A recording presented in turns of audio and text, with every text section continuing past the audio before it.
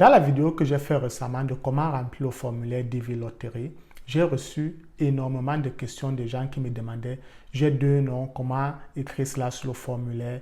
Ma femme n'a pas de bac, mais moi j'ai le bac, est-ce que je peux appliquer avec elle? Mon nom a l'accent aigu, comment écrire cela?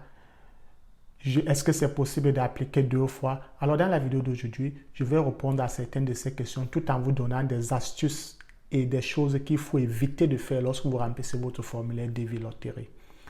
Salut à tous et bienvenue sur ma chaîne Assurer son avenir. Mon nom c'est LG et sur cette chaîne nous parlons entrepreneuriat, business, comment assurer sa retraite à l'étranger et au pays. Nous parlons aussi de l'immigration et des boulots lucratifs que vous pouvez faire ici aux États-Unis avec diplôme et sans diplôme. Alors si vous êtes nouveau sur la chaîne, je vous encourage de vous abonner et de partager mes vidéos avec toute personne que vous connaissez. La DV Lottery a ouvert le 5 octobre 2022 et cela s'achèvera le 8 novembre 2022. Alors si vous êtes intéressé à tenter votre chance pour gagner à la DV Lottery et peut-être obtenir la green card pour immigrer ici aux États-Unis, je vous encourage à la jouer. Vous n'avez pas besoin de passeport. Dans la vidéo que j'ai fait récemment, j'ai reçu énormément de questions et en ce qui concerne les noms, il semblerait que certaines personnes sont toujours confuses de comment écrire leur nom sur le formulaire. Morel Tchomene m'a écrit en me demandant j'ai 2 prénoms, comment remplir cela sur le formulaire. Si vous avez 2 prénoms Morel, écrivez vos 2 prénoms comme il est. Si votre prénom c'est Jean-Louis, écrivez Jean-Louis. Et lorsque vous écrivez cela sur la partie d'où ça dit first name, d'où ça dit last name, écrivez tout simplement votre nom de famille. C'est simple, pas besoin de compliquer. Foxy la menace a aussi dans la section commentaires écrit en disant tu induis les gens en erreur car le last name c'est le prénom. Monsieur Foxy, je vous dis là vous n'avez pas raison car le last name c'est plutôt le nom de famille et le first name c'est le prénom. Et comme je l'ai expliqué dans la vidéo que j'ai fait dernièrement, le middle name c'est le nom qui est entre votre last name qui est votre nom de famille et votre prénom. Monsieur Pierre Romain écrit en demandant salut, mon prénom c'est Pierre Romain, un trait d'union. Malheureusement, ici aux États-Unis, on ne connaît pas trop.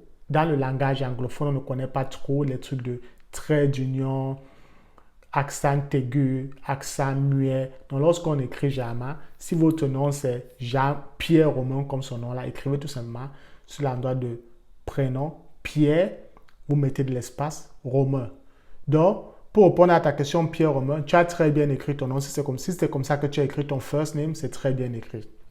Pas besoin de mettre un trait d'union entre tes noms ou bien des accents aigus, non. Donc, des erreurs qu'il faut éviter de faire lorsque vous remplissez ce formulaire-là, assurez-vous que votre nom de famille est très bien écrit. Et une fois de plus, le nom de famille, c'est ça qu'on appelle last name.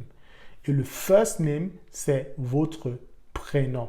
Donc, il ne faut pas confondre les deux.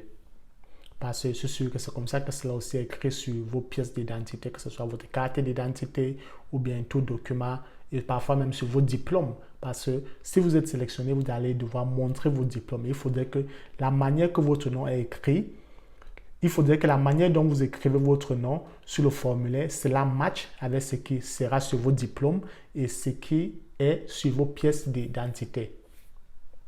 En ce qui concerne les photos, le conseil que je vous donne, c'est aller voir un photographe et demandez-leur à ce qu'ils vous font des photos passeport. Photos passeport. Donc, ce sont des demi-cartes photos passeport. Il y a des photos uniquement qui sont utilisées parce que ces demi-cartes-ci, et dites-leur que le background doit être un background blanc. Ne prenez pas des photos avec des backgrounds rouge, noir, jaune. Non, le background doit être un background blanc et porter un habit qui n'est pas nécessairement blanc pour qu'il n'y ait pas de contraste, quoi. Sur le site de dvprogram.state.gov et tout juste là en bas, ça vous donne des exemples de photos. Donc, si vous voulez en savoir plus, vous pouvez tout simplement cliquer sur ça. Et j'ai aussi fait une vidéo dans laquelle je parle de tout ça, qui est tout juste là haut, que je vous encourage d'aller la regarder. Donc là, vous avez les exemples de photos. Parce que c'est que Lisa TV officiellement pose une question à laquelle elle dit, s'il vous plaît, quelle photo correspond à l'inscription? Parce que j'ai mis une photo en fond blanc. La photo doit être en fond blanc, mais Lisa, ça dépend aussi du genre d'habit que tu as porté. Mais je t'invite, il y a ces tools-ci que si tu veux checker ta photo, tu peux venir sur ce tool, c'est Use Our Tool, tu cliques sur ça. Et lorsque tu es là, ça te dit Choose Photo. Tu peux télécharger ta photo pour voir si ça passe les conditions. Bon, là, il va prendre une photo garbage juste pour essayer. Et tu vois, cette photo-ci ne passe pas les conditions. Et je veux aussi prendre cette opportunité pour répondre à la question de Diane Awahan qui a dit « Bonsoir, merci pour les explications à propos de la photo. On dit elle a la taille doit être inférieure ou égale à 200 kg. Donc une photo de 32 est acceptable. » Diane Awa, normalement, ta photo doit être au minimum les dimensions de 600 x 600. Et c'est pourquoi ce site-ci est vraiment très bien. Donc, le site, c'est travel.state.gov parce que ça vous permet de télécharger votre photo pour voir si c'est que ça passe au moins sur les conditions demandées. Comme vous voyez dans mon cas, j'ai téléchargé une photo, ça a été rejeté. Donc, ça me dit que je dois utiliser cette photo-là pour jouer. Et aussi ici, sur la barre, ça vous donne des exemples parce que il y a aussi une autre de mes abonnés qui s'appelle Mafolo Diallo qui demande quelle photo on doit utiliser pour les enfants. Mafolo Diallo. Pour les enfants, là, ça vous donne aussi des exemples de photos d'enfants. Et c'est que parfois, avec les bébés, ça peut être difficile parce que parfois, on doit les porter, on doit les arrêter. Mais lorsque vous prenez la photo des bébés, personne ne doit les porter. Rien ne doit être derrière eux, juste leur background. Il faut essayer de travailler avec votre photographe et ils ne doivent avoir rien dans la bouche. Et je prends aussi cette opportunité pour dire à toutes les personnes qui jouent à la DV Lottery cette année, qui regardent cette vidéo, pour vous dire, si vous jouez avec votre époux ou bien votre épouse ou bien vos enfants, toutes les personnes qui ont leur nom sur l'application doivent avoir une photo. Donc, allez tous sur le photographe, prenez des photos d'une personne, ne prenez plus une photo de famille, non.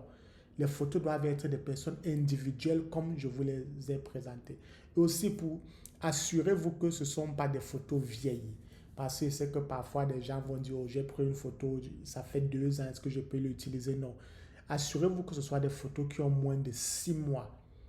Donc prenez des photos récentes de moins de 6 mois pour jouer avec.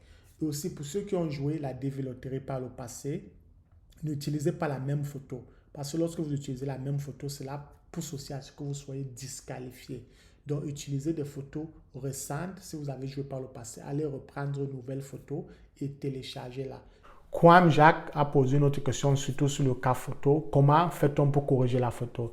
Monsieur Kwame, la photo. Si vous avez pris une mauvaise photo, je vous encourage d'aller voir votre photographe et lui demander de refaire des photos. Car même lorsque vous partez sur le site du gouvernement américain, ils vous disent, si vous avez pris des photos pour jouer à la DV Lottery ou bien de visa ou de passeport, il ne faut pas essayer de les corriger. Parce que si vous essayez de les corriger, vous les envoyez ces photos-là, ils vont annuler votre dossier.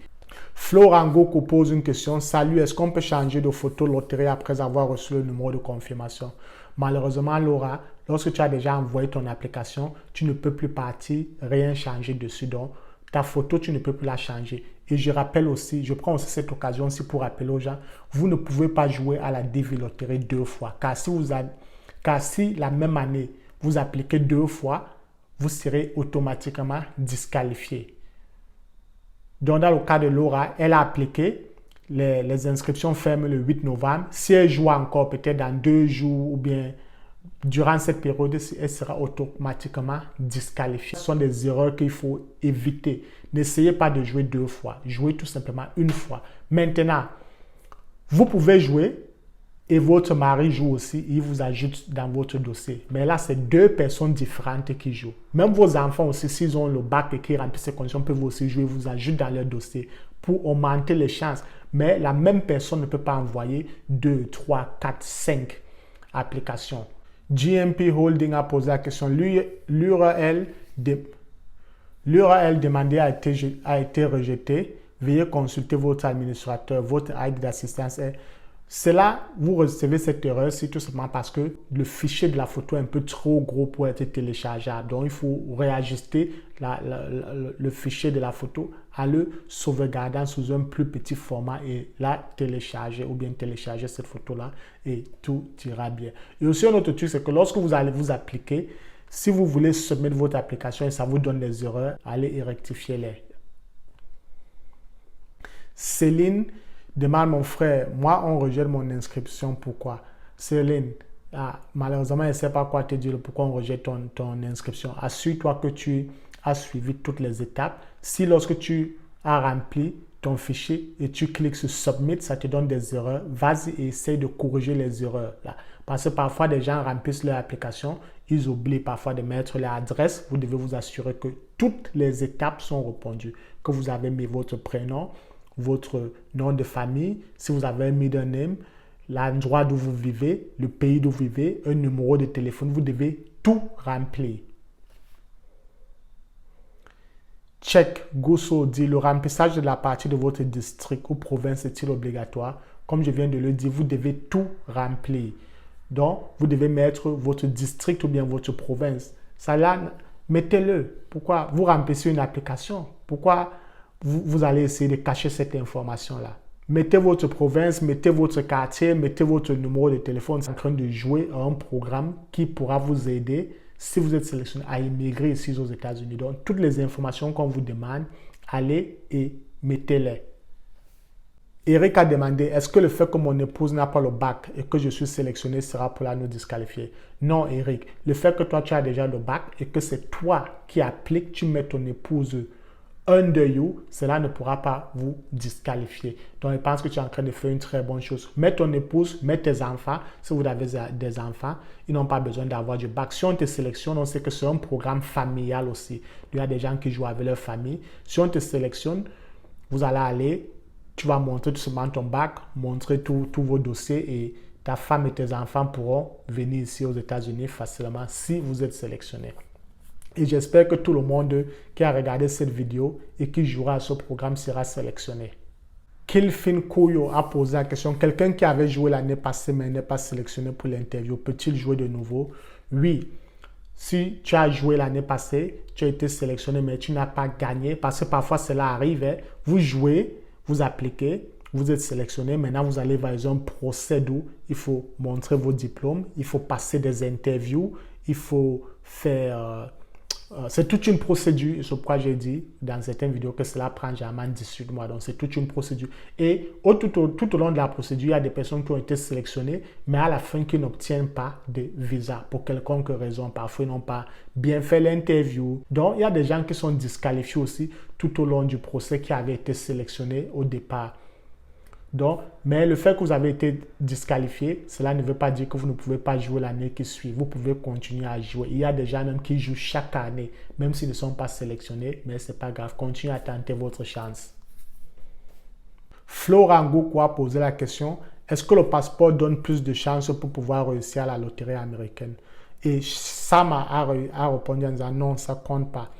Oui, Flora, avoir le passeport cette année-ci ne te donne pas plus de chances de pouvoir être sélectionné, car avoir le passeport n'est pas un requirement, une demande. Si vous avez le passeport, vous pouvez garder votre passeport. Si vous êtes sélectionné, ce sera plus facile pour vous. Vous n'aurez plus besoin de dépenser, je ne sais pas, 100 000, 50 000 pour faire notre passeport. Mais avoir du passeport, cela ne vous aidera pas. Et même lorsque vous regardez l'application, il n'y a pas d'endroit qui demande à ce que vous mettiez votre passeport. Mais l'année passée, il y avait un endroit où pour jouer, il fallait avoir un passeport. Et si tu n'avais pas de passeport, tu ne pouvais pas vraiment envoyer ton application. Mais ce requirement-là a été annulé cette année. Donc le passeport n'impacte pas vraiment.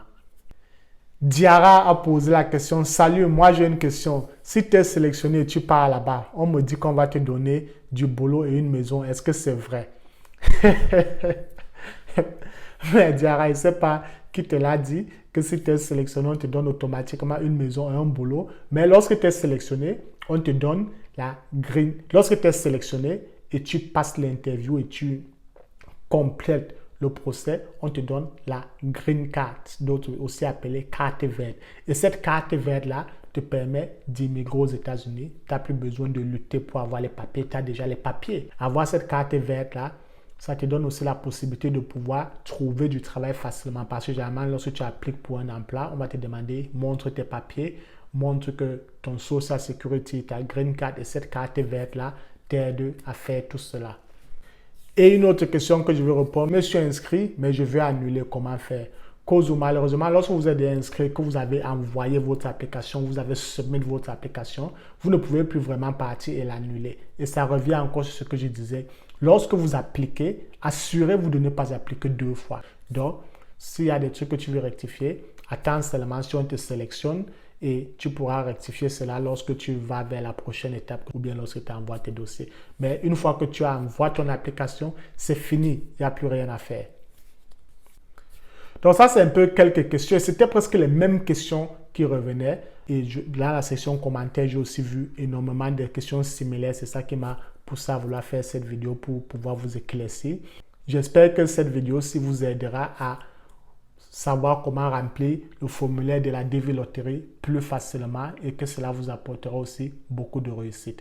Merci d'avoir regardé cette vidéo une fois de plus. N'oubliez pas que sur cette chaîne, nous ne parlons pas seulement de l'immigration aux États-Unis. Nous parlons aussi de boulot lucratif que vous pouvez faire avec diplôme ou sans diplôme. Nous parlons aussi de comment assurer sa réussite aux États-Unis et hors du pays. Et nous parlons de bien d'autres choses. Alors, je vous encourage aussi à regarder toutes les autres vidéos que j'ai faites par le passé qui parlaient de comment bien gérer son argent, comment faire pour avoir de l'emploi, comment préparer sa retraite, car ce sont aussi des trucs qu'il faut commencer à penser dès à présent. Merci et on se retrouve à la prochaine.